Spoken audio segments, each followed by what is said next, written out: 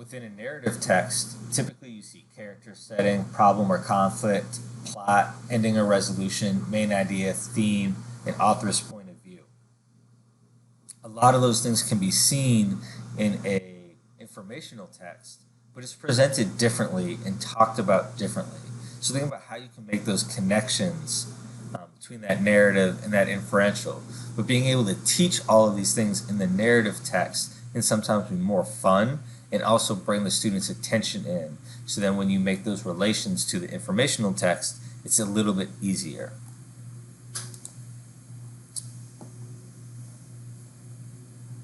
And then within the informational text, we've also have at least one example of a modified version.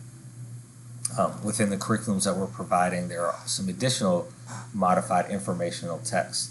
And you want to make sure that you're exposing your students to both. So this little matrix is what we are using and what we have used to develop our process. So the first thing, the what? Grade and line instruction.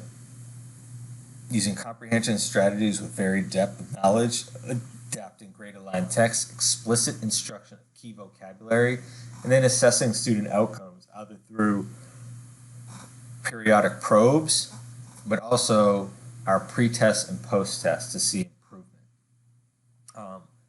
We're also going to be looking at the students' improvement, not just in their comprehension, but their improvement in their problem solving to get an answer. It's always going to be difficult for our students to have that short-term memory. So do they have the skills to go and find that answer? And we're going to be looking to see if they improve with those problem-solving skills. This is an example of a tool that we'll be sharing with everyone of a way to plan systematically for a whole group of lessons, and how you want to do it, how you're going to build consistency in. That's something that we'll go over as well.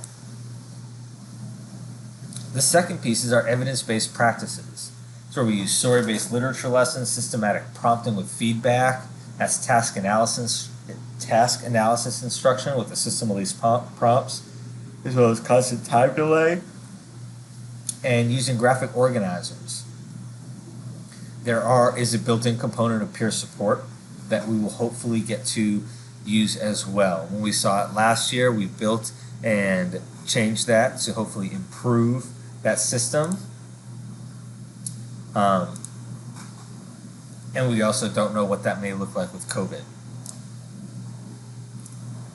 How do we do all this? Coaching, targeting fidelity and sustainability. So we're going to be checking for the fidelity of your implementation of the evidence-based practices. We're going to have ongoing coaching and support. It's called behavior skills training, where we teach it, we model it, and then we make sure that you have a chance to practice and show understanding of this skill, and then continued coaching to make sure that that skill doesn't wane once you put it into practice. We're going to have online PD or online videos to help to improve. That coaching will take place at least weekly, and once you have reached that fidelity and you're able to use those evidence-based practices without support, then we'll be looking at other areas that you want to have coaching in, whether it's specific to academics, behavior that's interrupting the flow of a lesson and how to work within that. So we can take that coaching in a multitude of directions. On the right, you can see some of the fidelity sheets that are pretty comprehensive that we will be using to monitor that your students are having success or not having success, not based on an inability by the teacher to present the information systematically. Finally, generalization. It's a buzzword that we have all heard and heard repeatedly, and it is such an important skill for our students. What we've designed and what we're creating, the intention of it is that it is our skills that can be generalized. So we're going to train our special ed teachers on the evidence-based practices, the tools, and measuring student outcomes. We're also going to train the general ed teachers on the use of research-based practices universal design learning, and grade aligned supports. And then we're going to be working in those inclusive opportunities using lag implementation. And that means that we're going to build on as we go.